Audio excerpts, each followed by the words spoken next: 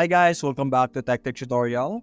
Today we're going to teach you how to add Stripe to Shopify store. It's a step-by-step guide to follow easily, so don't forget to hit the like and subscribe button. Let's dive right in. Now to be able to add Stripe into your Shopify store, the process is very easy. Now when you visit stripe.com, you will be able to notice that Shopify is one of its options that we will be able to add.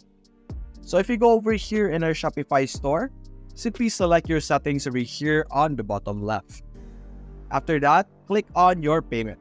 In this section, simply select over here under payment providers, choose a provider. Click on choose a provider, and you will be able to see a lot of lists over here, third-party payment providers. Now Stripe is a third party, so simply search Stripe over here, and there we go, you will be able to see here Stripe.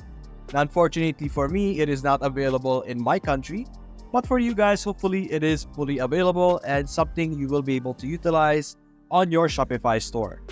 So that's basically it, guys. If you enjoyed this video, leave a like and subscribe. Thanks for watching.